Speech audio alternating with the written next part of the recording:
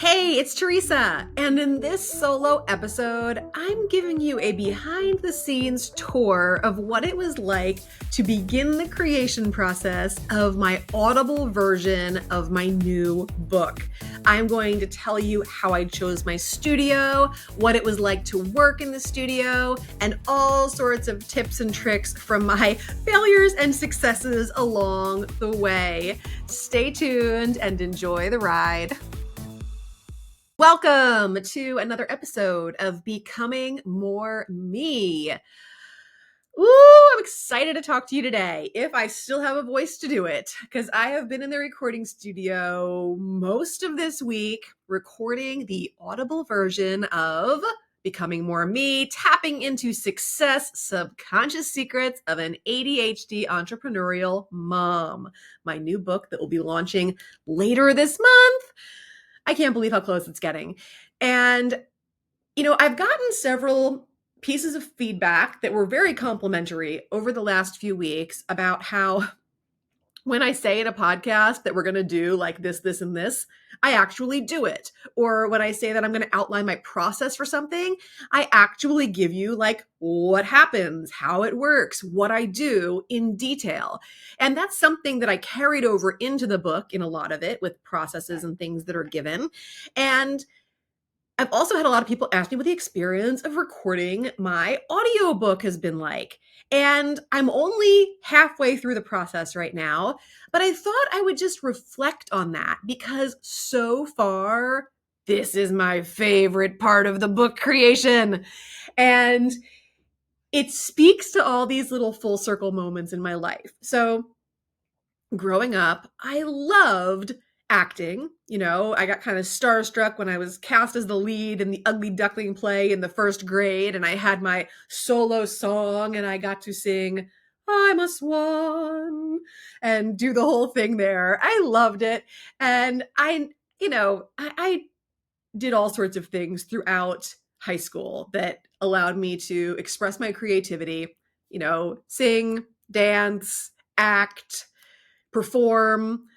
And that's kind of like one of those things where I always say to my clients, like, what did you love doing between the ages of like 5 and 15? Because if you're not incorporating some part of that into what you're doing in your life now, you are probably missing out on a heck of a lot of pleasure and enjoyment that you could be getting by just weaving it in somehow creatively. So I found a lot of joy in doing this audiobook because I got to be creative. And it was also like, and I'm sure like my publisher and book coach doesn't agree with me here, but I'm a first time publishing author and I don't get a lot of stuff the way I'm supposed to yet because it's my first time doing it. And for me, creating the Audible book was an awesome way to make sure my editing was right. I'm honestly sick of reading my own book because I wrote it. It's thoughts that have lived in my head, some of which for decades. I've also been through several rounds of editing and several rounds of formatting. And I'm sure anyone would say, well, you mean you didn't sit down and read your book from start to finish and make sure everything was okay? The answer is no. I've trusted editors. I've trusted people on this team that I'm working with to make sure that things are done correctly. And also, sometimes there's things that still need to be fixed or tweaked. Like, that's not anybody's fault kind of thing. It's just like, wow, like when you actually read it the way that you really want it to be read, you notice that, like, hey, a comma would be nice there, or that sounds weird. Like, I would never talk like that. So, I really wanted this book to be conversational and delivered in a way very similar to how I talk, minus the ums and stuff like that. So reading it was fun and animating it was fun, like really bringing the emotion and the intensity and the fun and the sarcasm and being able to deliver that all the way that I wanted to. I really enjoyed that. So if any of you are considering creating an audiobook from a book that you've already written, or maybe you're just considering delivering an audio version of something. People love audio. That's why we like podcasts and things like that. We really enjoy audio. And It's funny, I'm just realizing I didn't plug my microphone in for this episode, and I'm like, people love audio. I'm like, I do too, and I'm probably not creating the best quality here, but I'm just going to keep going because I'm in the flow. So, MacBook Pro, I hope you've got me covered. And it can be a nice way to deliver content, to create something. Then, if you have something like that of value that you want to create an audiobook around, I'll share a little bit of my process with you. I originally thought, maybe I can do this at home. And then I started looking at the ACX, which is the platform which you put the audiobook on for Audible, Amazon. I started looking at the different specifications and everything else. And I was like, this is kind of out of the realm of what I feel comfortable doing and also what I want to be doing. I have a team that does editing for my podcast and things like that. But the standards for Audible are like pretty extensive, and I didn't know what I was getting into, honestly. And I also recognize that when you're listening to a book on Audible, you have the opportunity to review it. And obviously, reviews matter. People do judge books by covers and reviews. And I really hope that, if you've read the book, if you plan on reading the book, please plan on taking 60 seconds to leave it an honest review, whatever that might be, because it really matters and it instills more confidence in people who are looking for material to know, okay, yeah, that does align, not just because the author says it does, but because readers also agree. So if you're an Audible junkie like me, you already know this, but on Audible, there are 3 different categories that when you give a rating, you're giving a rating on. And one of them is overall, one of them is performance, and one of them is story. So for me, that made it a no-brainer. There was nobody else reading my book but me because nobody else could perform it the way that I could and understand the material like I could. And it just became a really important part of creating this project for me. It felt like the most authentic version of what I wrote and created. So I started back in the springtime by reaching out to several local studios in our area. I live in Davidsonville, Maryland, which is not far from Baltimore, Annapolis, Washington, D.C., all places that have recording studios. And honestly, I started by asking really basic questions because I know nothing about this. I didn't know if some studios don't do audiobooks and some do. Maybe some only do music.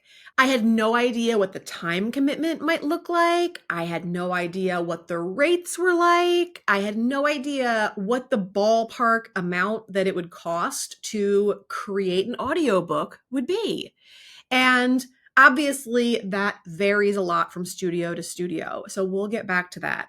But I was very quickly responded to by the closest studio in proximity to my house. And they were super friendly. The label is Severn Records, and it's Severn Sound Studio that I did the recording at. I was like, why even look any further? It's 15 minutes from my house. They're super nice and accommodating and willing to explain things on a beginner level, which I am, and excited to work with me. So I made that decision, and then I kindly let them know I'm still in the process of writing the book. I don't even know if I'd started writing it, honestly, when I first started. So I let them know, hey, how much notice do you need? How long does this kind of thing take? I got all of my answers. And then I got back in touch with them several weeks before I wanted to start recording. So at that time, I actually went and toured the studio. Very cool. You don't think about how many things go into creating a recording studio if it's just not your line of work or whatever else. It was really neat how they were showing me. It was in a warehouse building, but within the compartment that they rented or whatever leased of the warehouse building, there was separate rooms built into it. So each part, from the control room where the gentleman David, who helped me with all of the parts of this, sat and controlled everything and made sure it sounded really good. That's its own room. And then they had a larger room for bands and singers, instruments, ensembles, that kind of thing. And then there was a room past that which was much smaller, where I sat and was all, mic'd up to do the reading there. Now, these rooms are separate to the point where they have literally, they have scored and gone down through the concrete so that the concrete is separate for every one of these rooms, even though they're in the same building. So each one of these rooms inside are very separate rooms to the point where you can create vibration on one side and it doesn't carry over to the other side, as you walk from room to room. Very cool. I also noticed on the first day that I was recording, we had the air conditioning on. It's still very summer-like temps during the days here in early October. And it was cold. I needed to actually warm up the room because the air conditioning was affecting my voice and my ability to read, even though I wasn't hot necessarily. But it amazed me the way that they had their air handling set up, because the air, I mean, you could feel it. It was falling on you. It was cold. It was very responsive, but you didn't hear a thing. Just absolute silence with whatever temperature air you ordered up falling onto you. So that was really cool. So in the beginning, I toured and I got to, meet and chat a little bit about the project and see where it was going to be happening, kind of get the vision together, envision the day, see what I wanted to bring in. I knew from before I went in, and I made sure to ask if it was okay, that I planned to bring my own tripod and my phone charger, and videotape a majority of me reading so that I could use that content later. And I'll tell you in a little bit why that was also really, really helpful. So I'm looking around thinking, okay, I want to bring a cooler every day so that I have things to drink. And they had a kitchen there. I didn't end up needing it. At first I was like, oh, I'll bring lunch because I'm going to be there for these like 4 or 5 hour long days. And I quickly realized when I tried to like pop a few almonds and have something to chew on and eat the first day, that really affects your voice and your throat and your ability to project and really create the sound you want to, more than I ever realized, being a human who has eaten and talked for years. So I pretty much, I ended up taking like 2 protein shakes a day. And then the first day I also made the mistake of taking like my favorites. Like, me, like I drink Spindrift like crazy. Carbonation, also not your friend. I think I spared David from the majority of the burps that I would have just let rip at home. But yeah, you don't want to be having a burp fest while you're trying to record either. So by day 2, I had switched to, spearmint tea with raw honey and just flat out water or water with electrolytes. And yeah, that was lesson learned. Again, newbie mistakes. You just don't think about these things when you don't know about these things and it's not your day-to-day life.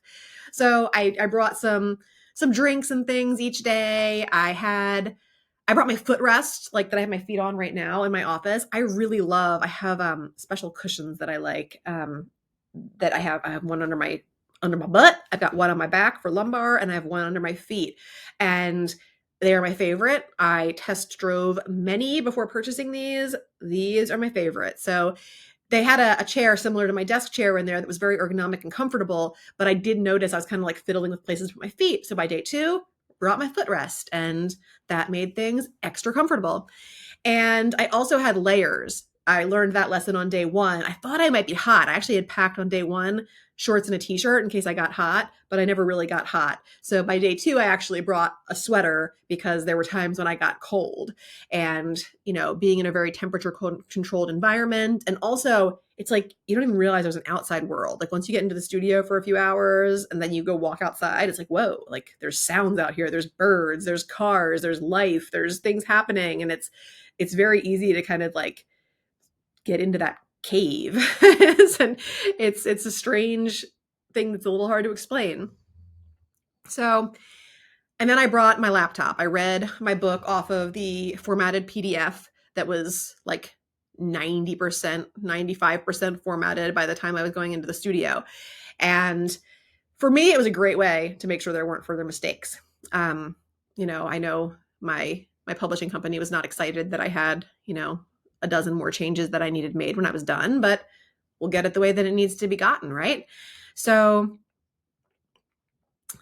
I had my like 3 bags every day, my laptop bag, my cooler, and my extra stuff, and, went in, and then I had to learn the process of, working in the studio. You gotta be up pretty close to the mic, and you don't realize how much effort goes into like the breathing and the speaking and the projecting and getting it right. And I don't even know how like my sound tech could hear like all these little things, but he would. And if there was a sentence that he heard a ping or a pop or a gurgle or whatever, then we would have to, start back over at the beginning of the sentence. And of course, yeah, even though I've written the material, I make plenty of mistakes reading it. And also, I've realized that I like to act like certain things are either not there or say other things. So that was kind of funny because David would ask me to, start over at, he'd give me like the first word or two of the sentence. And then I would read it in the exact same wrong way a second time. So he learned very quickly that he needed to be like, start here and I see from, not for, or I don't even see that word that you just said, or whatever. And I'd be like, oh, he was always right. So I just, yep, thanks, got it, and read it again. But it's kind of funny when it's your own material, how you kind of just envision things differently sometimes, even if they're not written there. So that was a learning curve. And being someone who sometimes just has really good ideas at the last minute without very much time to implement them, I spent my ride, which I mentioned was only 15 minutes, on the way to the studio, like on YouTube, Googling, I guess it's not Googling if it's on YouTube, but looking up videos from voice coaches for how to do Audible books. And that was really helpful. I got some good information on breathing techniques that was really helpful, kind of just how to breathe in and breathe out normally instead of like, it was the first day was really amazing. Even as somebody who does breath work and things, reading is different and applying those things is different also. So, yeah, I learned how to breathe. I learned how to pace myself. I learned how to really animate the different chapters of my book. And I think I had a pretty natural aptitude for that. Like, God bless him. David had nothing but compliments, He had lots of kind things to say that made it really easy to keep going and do it well. So I'm really excited to hear the edited version. And we spent about 5 hours in the studio on Tuesday, 4 hours on Wednesday, and then 2 or 3 on Thursday. And I got it all read and, all the extra stuff. And it's interesting because at least for my book, and I feel like most books have these subtle differences. There's places in my book where I direct people to a QR code, which obviously, if you're listening to an Audible version of the book, you don't have. Now, a lot of people will get a version of the book, Kindle or paperback, and read it along with the Audible. So they do have it. But essentially, where in the book, like a paperback book or the Kindle, you just tell people to scan the QR code, it's right there. In an Audible version, you need to amend things and perhaps give the actual website or give different instructions. It also brought up some differences because my book has tapping rounds for EFT in it and other things like that. So that was a fun challenge. Although once I got through the first tapping round in the book, I pretty much nailed it moving forward. But that first one, reading the line and then allowing the time necessary for the reader who's listening to the book to repeat the line back and tap along with me, I kept cutting it short. So finally got that right and slowed down enough for that. And yeah, there was just a lot of like little interesting things.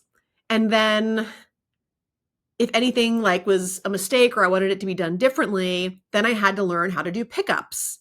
So, on day 2, there was a couple of things that I went back in and said, I'd like to change this, or we ended up changing the titles of the tapping rounds and stuff. So I needed to standardize those. So then you have to go in and he has to go into the right file for the right chapter, and then we create the pickups for it. So if I wanted to change the title of the tapping round from, EFT tapping for slowing down and feeling grounded, and instead I want it to be tapping round for feeling grounded and slowing down, then I need to like say pickup give them the page number, and then read the line again. And then when he goes in to do the editing, he can insert what I want instead of what I did before. So thankfully, we didn't have very many pickups to do. However, I am told that during the editing process, there may be things that he comes across where I need to come in and record more pickups, which is why I say that even though I'm finished reading the book, we're only about halfway through the process, because here's what's going to happen from here. He's created all of these files for all of the chapters. There's 16 chapters of my book. There's an introduction. There's, the title page. There's the dedication. There's all these little components. And then there's the about the author, which I also changed because it was just me reading. And I suppose I could have gotten someone else to read the about the author. But for me, reading about myself in third person is weird. So I rewrote it so that I just got to tell readers about me and also added in extra stuff. And I did that in several places in the book because I absolutely love it when you get added nuggets in an Audible book that you don't get in the regular book. And I think there's just a different kind of conversational, casual feel of that where you can change things up a little bit. And so I did. So if you're somebody that's reading them side by side, I welcome you to it's kind of like remember those highlights magazines that we used to have when we were kids where it's like find the differences and you look in the one picture and the other and you look for the things that are different? You can have like an adult version of find the differences with my Kindle or paperback version versus the Audible. So now the work is mostly on, David to see about, adding music in if it's appropriate, to edit and master and make it sound amazing. I didn't realize that on every chapter. So every chapter we did chapters one at a time. And when you're done reading the chapter, you just go silent and they record, about 20 seconds of what they call room noise or room tone. And that makes it so that if there are mistakes or things or places where silence needs to be added, that it can be added at the same tone that the rest of it was recorded at. So that happens at the beginning and the end of each chapter, which is time that you have to be totally quiet and just allow the sound of the room, which is seemingly nothing, to be recorded. So a lot of interesting spots throughout the day where I just got to take, 2 nice deep breaths and then read, So it was fun. I really enjoyed it. I used a lot of throat spray. My favorite throat spray got used a lot. I'm like clearing my throat just thinking about it. Isn't that funny? Like the little, like it's connected, like my brain's like throat spray. So, I used a lot of that. And I use that for podcasting a lot too. Any days when I'm talking a lot, I have a throat spray I love to use, and it's, just herbal and really does make it easier to have the throat clear, And I also noticed that drinking out of my water bottle was easier and better for re-wetting my throat than drinking out of a straw. So just some little tips and things that I picked up along the way. But now I'm just really excited. So this is the way this studio is going to do it. And I don't know if other studios are the same, but if you're going through the process, just keep these things in mind because, it took me roughly 10 hours in the studio, and it'll probably take double my studio time in editing. Now, for this particular studio, the price per hour is the same, whether you're recording or they're editing. So essentially, 10 hours to record is going to end up being probably somewhere around a 30-hour project.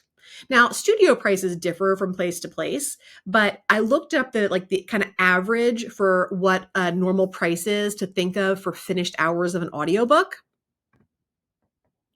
And the data I found suggested that it was about $300 to $400 per hour of finished audiobook. So I don't know what mine will be, but that's kind of a good number from what my research indicated to be able to budget if you're thinking about creating an audiobook and using a studio to record and edit it. So yeah, now we wait. And I'm told that what will happen now is that I will receive in like Dropbox type formation the individual chapters as David finishes editing them. So when I get, the introduction, it'll be my job to listen to it, see if I like the way that it sounds, see if I notice anything that is weird or needs to be fixed, and then to kind of mark those for editing, whether it's editing that can be done without me or editing that I need to go back in to make happen. And I'll do that with each chapter as they come in. And then once they're all mastered and edited, then they will get uploaded individually into the ACX platform. And then I'll be the one who gets to hit the lovely submit button and publish it so that people can purchase it on Amazon. So we still have several weeks of work ahead of us for the audiobook, but I will give you the update that we are getting to the final stages of the book. So literally just down to approving final formatting changes and picking my cover out. I'm having a little internal debate about the cover. So, just seeing what feels right and taking it from there. But I am getting really excited about it. Really, really excited. And then, of course, when you're thinking about cover art, you need to consider, for me, I'm going to need cover art for the book itself, and then I'm going to need separate cover art, but with a similar feel for the Audible version, the ACX version. So, we consider regular covers like rectangular, the Audible cover is square. So those are things to consider too when you're working with an artist.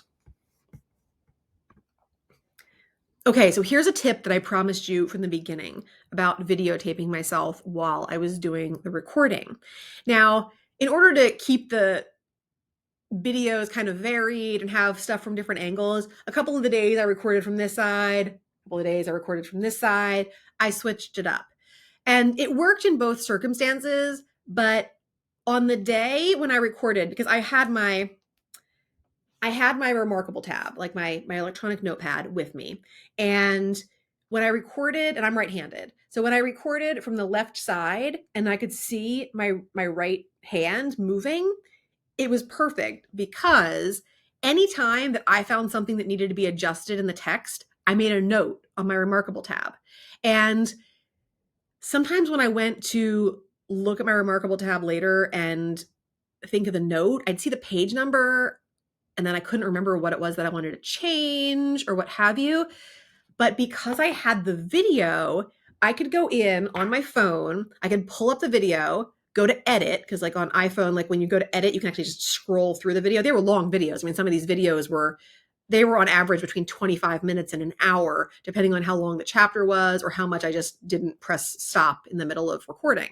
So on the ones that I recorded, I could just start skimming through like at high speed scrub kind of thing. And I would just look, because I mean, when I was doing the recording, and if you're watching my video on YouTube, you can see this. So I had these very animated hands throughout the recording. And then you would see my hand go down to my Remarkable tab, do something. You'd see me regroup myself and do it again the way that it needed to be done. So it was very easy for me to scrub and then play, hear what the mistake was, and then make the right note for my formatting editor to change. And that was invaluable. I am sure that most people have probably completed their formatting even better than I have by the time they do their Audible book. But in my case, both were happening simultaneously, and that's just the way it worked. But I think that even if I wasn't doing an Audible book, if I was able to read it out loud and make those notes and videotape it, that would have been like a really helpful kind of thing to hold me accountable to reading it and then know where the mistakes were. Because I think really reading it out loud is important, because sometimes our eyes are happy to read things in a different way than they actually appear and make them work. But when we read things out loud, we really get to hear how it sounds. So yeah, I spent yesterday after I was done, and when I knew the formatting stuff really needed to be kind of closed down and finished, just scrubbing through those videos, looking for the stops, making sure that my notes were correct, making sure I didn't miss anything, and then getting those changes in. And it'll be fun to be able to share snippets of this process as the book comes out and share more of that, because I just videotaped and it took like zero effort. The only thing it really required is that you have good storage space on your phone, which I have plenty of. So yeah, I highly recommend that. If you're going to be in the studio and they're cool with you videotaping, videotape every part that you create and have some way to kind of mark things, even if it's like you wave your hands or something when something needs to be changed, because then when you watch the video back, you're going to know. Like if you have a cue for yourself, then you're going to know. But even when I recorded on the side of myself that It was harder to see my pen hand. I could still see when my arm moved up to the notebook, and I could still do it. So it worked from both sides, but I didn't realize it until I was done in the studio that that one angle was much better for seeing where the edits needed to be made and making them. So there are my, I'm sure these seem like really common sense tips. If you're listening to this and you've recorded music, albums, audible books of your own in the studio, these may seem like really basic tips, but to me as a newbie, these are things I would have loved to have known in advance and things that really, really helped me. And hopefully they give you a little behind the scenes taste of what this was like for me, and also a knowing that, because when you read the book, you're going to understand writing this book through the lens of pleasure was a priority to me. And it was absolutely a pleasurable experience to read this book in the studio. One of my favorite parts so far. So if you want to have more of that pleasure when you consume the book and its material, I highly suggest, even though I haven't heard it yet, it's not edited yet, and it's not out yet as of October 6th when I'm recording this episode, I know it's going to be the most fun version of the book. So it's the one I'm recommending. And it's the version that people have been asking for the most, and I think is probably going to be the most popular from what I've heard so far, because I know a lot of my audience, like me, we have ADHD. We don't feel like sitting down and reading. We're busy. We want to multitask. We want to do all the things, or we want to read and listen at the same time so that we get that greater retention benefit. So it's on the way, guys. I'm stoked about it. Can't wait to share it with you. Thank you for sharing in my process of becoming more me. Have a great day.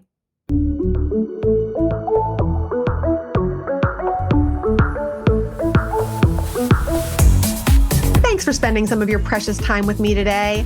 If you loved this episode, please leave a review or simply share it with someone else who would get great benefit from it too. If you share on social media, please tag me so I can personally connect and thank you.